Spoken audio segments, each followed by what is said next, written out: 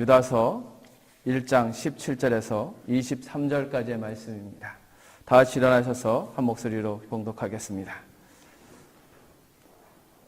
사랑하는 자들아, 너희는 우리 주 예수 그리스도의 사도들의 미리 한 말을 기억하라. 그들이 너희에게 말하기를 마지막 때에 자기의 경건치 않은 정욕대로 행하며 기롱하는 자들이 있으리라 하였나니, 이 사람들은 당을 짓는 자며 육회에 속한 자며 성령은 없는 자니라. 사랑하는 자들아, 너희는 너희의 지극히 거룩한 믿음 위에 자기를 건축하며 성령으로 기도하며 하나님의 사랑 안에서 자기를 지키며 영생에 이르도록 우리 주 예수 그리스도의 긍휼을 기다리라. 어떤 의심하는 자들을 긍휼히 여기라. 또 어떤 자를 불에서 끌어내어 구원하라. 또 어떤 자를 그 육체로 더럽힌 옷이라도 싫어하여 두려움으로 긍휼히 여기라. 아멘. 자리에 앉으시기 바랍니다. 터키에 전해 내려오는 이야기가 있습니다. 가진 것은 빵 한 조각밖에 없는 아주 무척 가난한 사람이 있었습니다. 그는 식탁 부엌 창가 쪽에서 손을 뻗어서 그 식당의 화덕에서 올라오는 맛있는 냄새를 오랫동안 빵에 배게 한 뒤에 그것을 먹는 습관을 가지고 있었습니다. 이 광경을 지켜보던 요리사가 두 하인을 시켜서 그를 붙잡고 냄새값을 요구했습니다. 사람들은 가난한 사람이 그 값을 지불할 수 없다는 걸 잘 알면서도 재미삼아서 그를 괴롭히려고 했던 참이었습니다. 그때 그가 물었습니다. 동전 하나 갖고 계신 분이 있으면 제게 잠시만 빌려주십시오. 누군가 그에게 동전을 내밀었습니다. 그는 그것을 받아들고 요리사 앞에서 바닥에 내던지고는 요리사에게 말했습니다.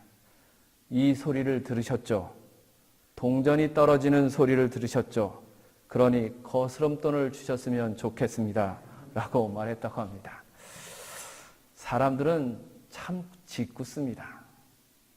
좋은 소식을 듣고는 별로 이야기하지 않으면서 나쁜 소식을 듣고는 더 부풀려서 말하기를 참 좋아합니다. 가난한 사람이 딱딱하게 굳은 맛이 없는 빵을 먹기 위해 식당에 빵 굽는 그 화덕에 올려놓고 냄새를 맡게 하는 것마저도 눈에 가시처럼 보는 것이 사람들이라는 것이죠. 18절의 말씀을 좀 함께 보겠습니다. 18절의 말씀입니다. 그들이 너희에게 말하기를 마지막 때에 자기의 경건치 않은 정욕대로 행하며 기롱하는 자들이 있으리라 하였나니. 아멘. 유다는 말하기를 마지막 때에는 기롱하는 자들, 그 정욕대로 기롱하는 자들이 있을 것이다 라고 이야기하며 사도들이 미리 말한 것을 기억하라. 그때 믿음을 지키기 위해서 사도들이 미리 말한 것을 기억하라 라고 이야기하고 있습니다. 세상에는 부정을 저지른 사람들이 오히려 정직하고 또 선하게 사람들을 놀리며 좋지 않은 말로 공격하여서 흔들어 놓습니다. 제가 정치적인 이야기를 하는 거 아닙니다. 그냥 옳고 그름에 대한 이야기 그런 거 다 전제하고 지난해 우리 전두환 전 대통령이 8천억의 징수금 중에서 300만 원을 냈다고 합니다.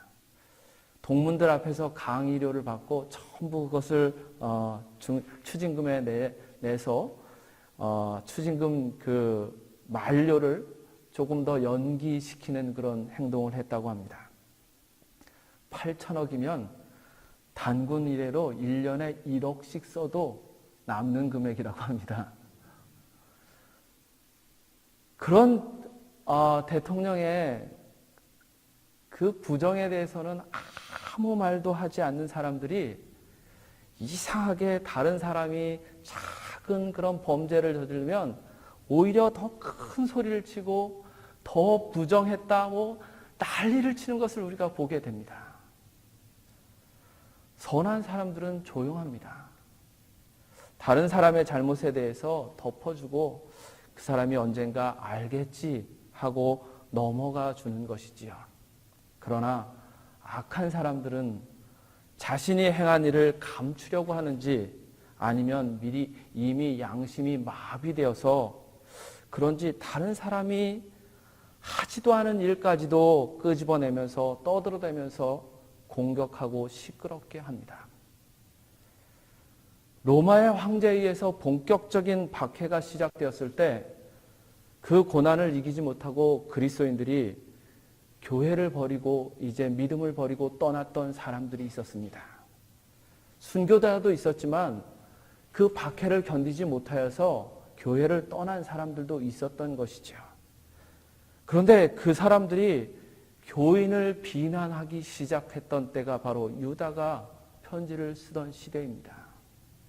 믿음을 지키기 위해서 고난을 견디어내는 성도들을 향해서 세상 사람들보다 더 심한 말로 마음을 상하게 했던 것입니다.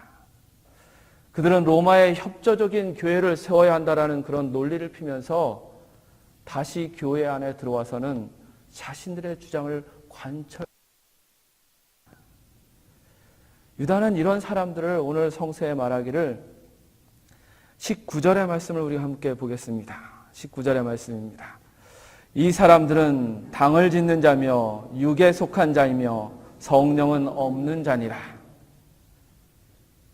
박해를 견디지 못하여서 믿음을 버리고 교회 밖으로 나갔다가 조금 나아지니까 다시 교회에 들어와서 성도들을 비난하고 공격하는 것으로 자신들의 잘못을 덮으려고 했던 사람들이 있었다는 겁니다. 그 사람들은 당을 짓는 자고 또 육에 속한 자이고 성령이 없는 자다라는 겁니다. 유다는 이와 같은 상황에서 성도들이 자신의 신앙을 잘 지켜가기를 소망하며 편지를 썼습니다. 교회 내적으로나 외적으로 자신의 신앙을 지켜가기가 참 어려운 시대에 우리가 살고 있습니다. 자신의 신앙을 지켜가는 것에 대해서 유다는 말해주고 있는 것이죠. 이 귀한 말씀을 우리가 함께 나누면서 이 어려운 신앙을 지켜가기 어려운 시대에 우리의 신앙을 잘 지켜가기를 원합니다. 첫째는 세상보다 더 높은 기준으로 자신을 건축하라는 것입니다. 20절의 말씀을 우리 함께 보겠습니다. 사랑하는 자들아, 너희는 너희의 지극히 거룩한 믿음 위에 자기를 건축하며 성령으로 기도하며. 너희는 너희의 지극히 거룩한 믿음 위에 자기를 건축하라는 말의 뜻을 조금 더 깊이 살펴볼 필요가 있습니다. 세상의 잡다한 소리와 공격으로부터 자신을 지키기 위해서는 먼저 자신을 높은 수준의 기준에 따라서 세우는 것이 필요하다는 것입니다. 운동선수들이 올림픽에 우승을 하려면 연습을 해야 되는데 그 연습을 할 때는 우승할 수 있는 기준보다 훨씬 더 높은 기준을 두고 연습을 한다고 합니다. 10분 만에 승패가 가려지는 그런 경기를 하는 유도 선수는 30분을 할 수 있는 체력을 쌓는 30분의 경기를 기준으로 삼아서 운동을 한다는 것이죠. 그렇게 해야만 실제 경기에서 발생하는 예상치 못한 일들에 대처를 할 수 있고 무엇보다도 자신감을 가지고 시합에 임할 수 있는 것입니다.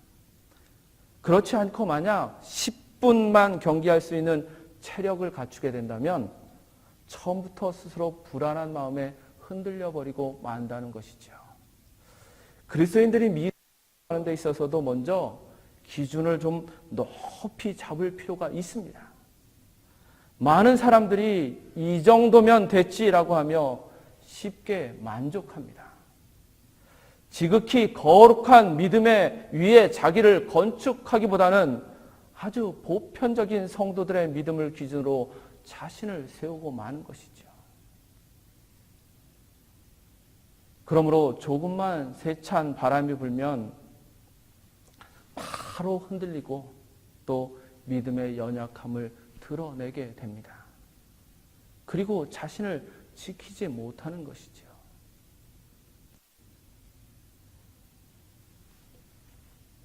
우리가 잘 알고 있는 오프라 윈프리는 1954년 미혼모의 아이로 태어납니다. 그녀의 어린 시절은 아주 불우한 환경 가운데 약물 복용과 가출로 점철되었습니다. 그러한 그녀를 붙잡아준 것은 3살부터 암송한 성경 구절이었다고 합니다. 하나님의 말씀은 그녀에게 긍정적인 자존감을 주어서 더 높은 기준을 가지고 살도록 늘 요구했다는 겁니다. 그녀는 자신의 환경에 대해서 이렇게 말했다고 합니다. 나는 뚱뚱하고 못생겼다. 나는 흑인이다. 사생아다. 그리고 지독히 가난했었고 미혼모였다. 그래서 그거 뭐 어떻다는 거냐? 라고 늘 이야기했다는 겁니다. 오프라 윈프리는 자신의 환경이 아니라 하나님의 말씀에 따라서 자신을 건축함으로 인해서 세상의 기준들을 과감하게 떨쳐버릴 수 있었다는 겁니다. 뚱뚱하고 못생겼다는 기준을 떨쳐낼 수 있었던 것이고, 흑인이라는 것, 그 기준 떨쳐낼 수 있었고, 사생아라는 것, 그 기준 떨쳐낼 수 있었다는 겁니다. 그것보다는 하나님의 기준을 가지고 자신을 세웠다는 겁니다. 뚱뚱하고 못생겼으며 사상하여 미혼모가 할 수 있는 일의 범위로 자신을 가두지 않고 하나님의 기준을 가지고 자신을 세워가는 것입니다. 그러므로 오늘 그녀는 자신을 지키면서 자신의 능력을 마음껏 발휘하면서 살고 있는 것이지요. 세상이 원하는 혹은 겨우 세상을 이기고자 하는 기준보다 더 높은 기준으로 자신을 세우십시오. 하나님을 향한 믿음을 세울 때 무엇보다도 오늘 말씀해 보니 지극히 거룩한 믿음 위에 자기를 건축하라고 합니다. 마지막 때에 기롱하는 자들, 그리고 당을 짓는 자들, 육에 속한 자들, 성령이 없는 자들의 공격을 받고 그것을 견뎌내고자 한다면 지극히 거룩한 믿음의 기준 위에 자신을 건축하라고 이야기합니다.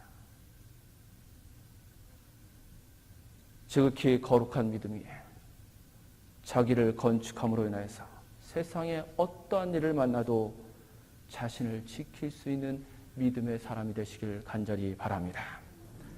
두 번째는 하나님의 사랑으로 자신을 보라는 것입니다. 우리 자신을 괴롭히는 것 중에 가장 큰 것은 누구입니까? 자신입니다. 간혹은 집사람이 지고 없죠? 네. 그렇죠? 우리를 가장 괴롭히는 것 중에 가장 큰 것은 자신입니다. 우리는 10년 전에 실수한 것도 용서하지 못하고 그때 그렇게 하는 게 아니었는데 그때 그렇게만 하지 않았으면 라고 하며 자신을 비난하고 자신을 괴롭힙니다. 사단은 끊임없이 우리 자신을 향해서 내 자신의 실수를 비난하게 하고 자기를 비하하게 만듭니다. 삶이 어려워지면 더욱 우리 마음 속에 일어나는 건 뭐냐? 자신의 실수, 그 실수한 게 자꾸 떠오르게 된다는 겁니다. 어떤 사람은 10살에 저지른 잘못을 60평생 회개 기도하는 사람이 있습니다. 하나님께서는 벌써 다 용서하시고 잊으셨는데 그 사람은 자신을 용서하지 못하고 계속해서 자신을 비난하는 겁니다. 그리고 그 죄의 슬픔에 발목이 잡혀서 살아가는 것이지요. 21절의 말씀에 보면 21절의 말씀 봅니다. 하나님의 사랑 안에서 자기를 지키며 영생에 이르도록 우리 주 예수 그리스도의 긍휼을 기다리라. 아멘. 말씀에 보면 하나님 사랑 안에서 자기를 지키며라고 되어 있는 것을 볼 수 있습니다. 이 말씀의 뜻은 무엇보다도 하나님의 사랑으로 자신을 대하라는 것입니다. 자신의 실수 보면서 자신을 비난하는 그런 눈으로 보지 말고 하나님의 사랑으로 자신을 보라는 것입니다. 제가 어느 집에 신방을 갔는데 그분이 하는 얘기가 자기 자신이 너무나 기특해서 자기한테 휴가를 주기로 했답니다. 그 말을 듣고 참 좋은 생각이다 라는 생각을 했습니다. 제가 어느 순간 사라지면 저도 제가 기특해서 휴가 간 줄 아십시오.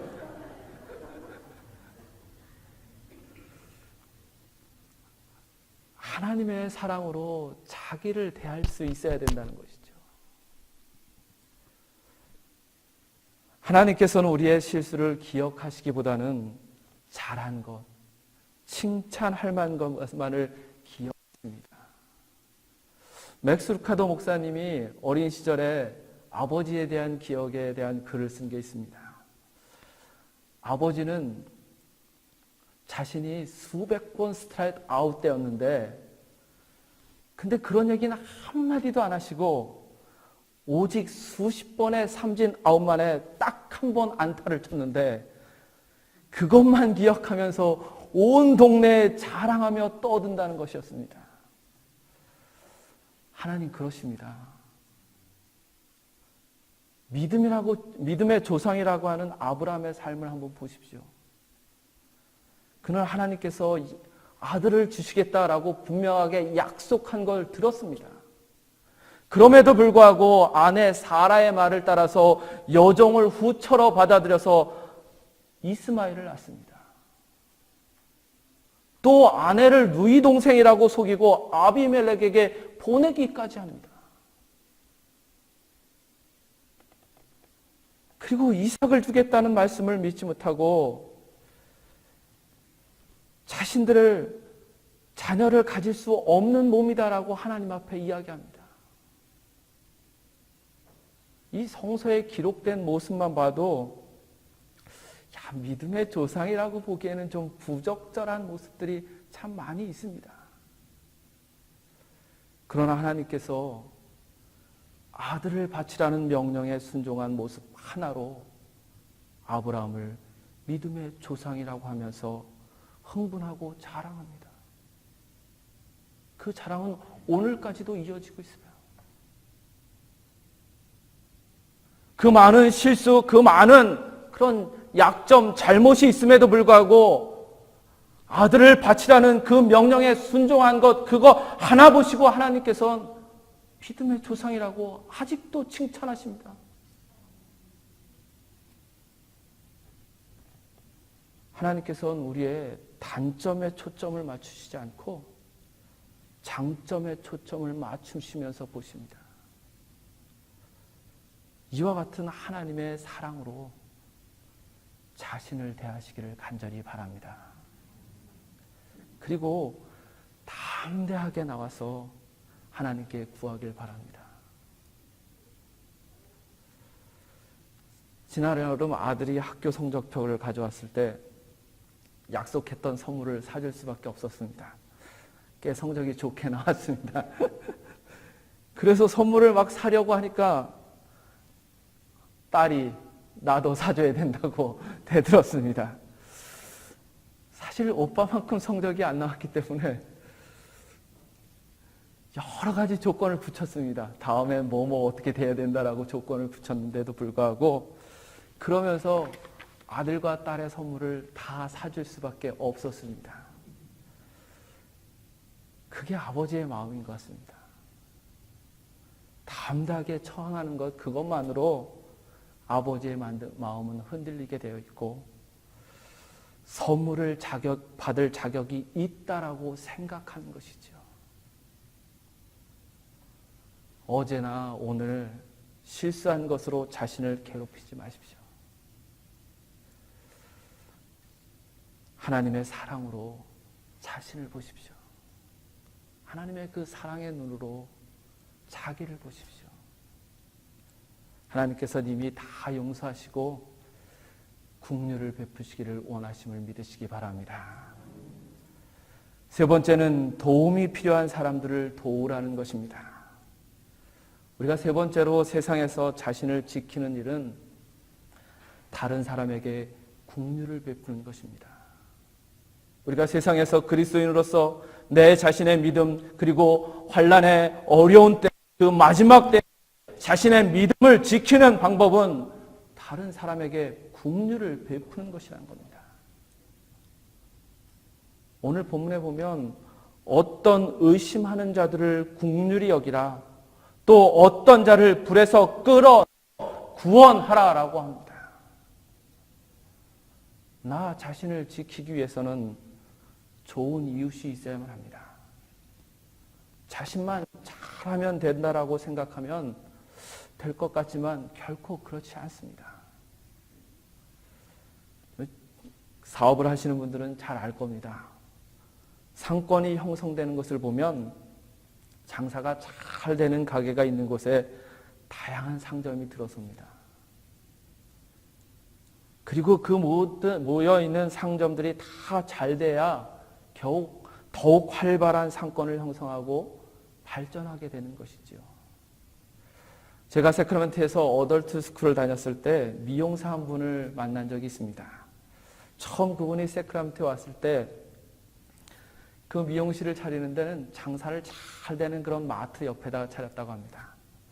그랬더니 미용실을 선전할 필요도 없이 손님들이 몰려왔다고 합니다. 그런데 한 4, 5년 전서부터 그 마트가 문을 닫고 나니까 상가가 하나, 둘씩 다 죽어가더라는 겁니다. 그래서 본인도 정말 힘들어서 옮겨야 되나 말까를 많이 고민하는 것을 보았습니다. 좋은 이웃이 있어야 자신을 지킬 수 있는 것입니다. 그러면 좋은 이웃은 어떻게 만날 수 있을까요? 그것은 긍휼을 베푸는 겁니다. 특별히 도움을 필요로 하는 사람들을 돕는 것이지요. 어려운 사람을 돕는 것은 좋은 이웃을 만드는 길입니다. 좋은 이웃을 만드는 일을 하지 않으면서 좋은 이웃을 만났으면 좋겠다, 좋은 이웃을 만나기를 바라는 것, 그건 여러분 복권 당첨을 바라면서 아니면 감나무 밑에서 누워 감이 떨어지기를 바라는 것 외에는 아무것도 아닙니다. 내가 좋은 이웃을 만드는 일을 하지 않고 내게 좋은 이웃이 있기를 바라는 것, 그건 욕심입니다. 성서는 우리에게 조금 더 적극적인 삶의 자세를 요구합니다. 의심하는 자, 불 속에 있는 자를 긍휼히 여기고 그를 구원하라고 합니다. 그에게 긍휼을 베풀라고, 그 불 속에 있는 자를 끄집어내라고 요구하고 있는 것이죠. 도움이 필요한 사람을 도우라고 합니다. 그렇게 좋은 이웃을 만들라는 것이죠. 좋은 이웃이 있기를 바라기보단 좋은 이웃을 만들라는 것이 성서의 말씀입니다. 그런데 우리가 한 가지 주의 깊게 생각해야 할 것이 있습니다. 언제나 고통당하는 사람들을 위해서 자신을 내어주셨던 예수님에게 돈과 시간이 남아 돌아준 적은 한 번도 없다는 것입니다. 언제나 가난한 사람들, 도움이 필요한 사람들에게 손을 내밀었던 예수님에게 남아 돌았던 돈 없고 남아 돌았던 시간 없었던 우리는 기억해야만 합니다.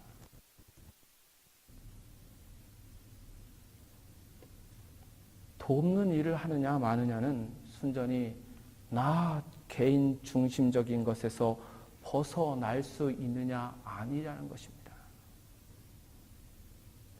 나 중심, 이기적인 그 마음 벗어날 수 있다면 누군가에게 도움을 줄 수 있습니다.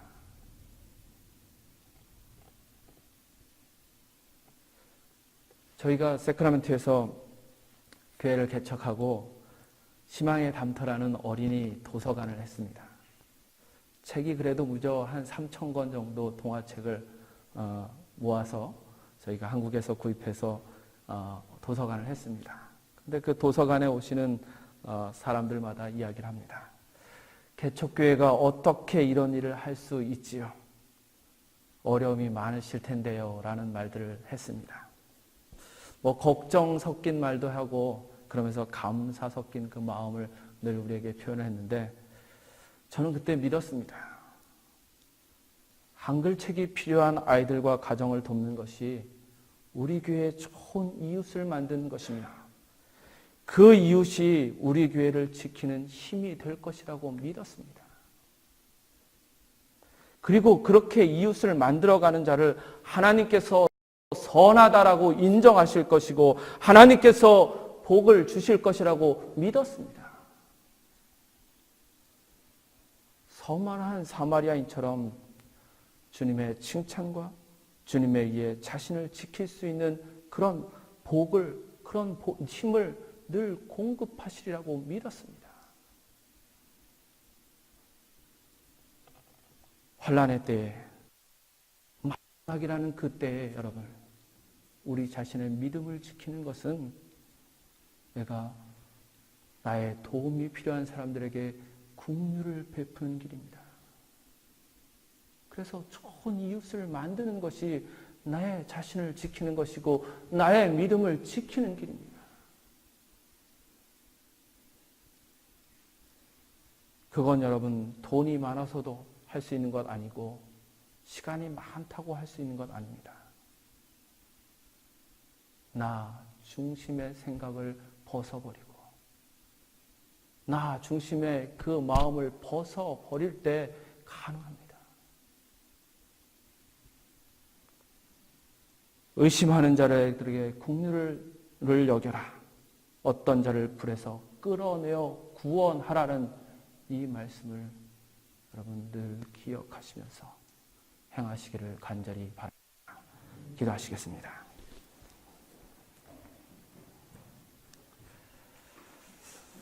하나님, 세상은 마지막 때라고 사람들 말합니다. 그렇지만 정작 마지막 때에 우리의 믿음을 지키려고 우리의 믿음의 짐을 지키는 길은 그 길은 걸어가지 않습니다. 주님, 그 마지막 때에 참 많은 것들이 우리를 쓰러뜨리려고 하고 우리를 넘어뜨리려고 할 것입니다. 하나님, 그 마지막 때에 우리를 지킬 수 있는 그런 믿음의 삶을 살게 하여 주시옵소서. 조금 더 높은 기준으로 우리의 믿음을 세워가길 원합니다. 조금 더 지극히 거룩한 그 기준으로 우리의 믿음을 세워갈 수 있도록 인도하여 주시옵소서. 그리고 오늘 정말 내 도움이 필요한 사람들 돌아보게 하여 주시옵소서. 내 손길이 필요한 자들 하나님 돌아보고 그들에게 긍휼을 베풀 수 있는 믿음의 삶을 살 수 있도록 도와주시옵소서. 좋은 이웃이 있기를 바라기보단 좋은 이웃을 만들려고 하는 주님의 말씀에 순종하며 살 수 있도록 저희를 이끌어 주시기를 간절히 원하며 예수님의 이름으로 기도합니다. 아멘.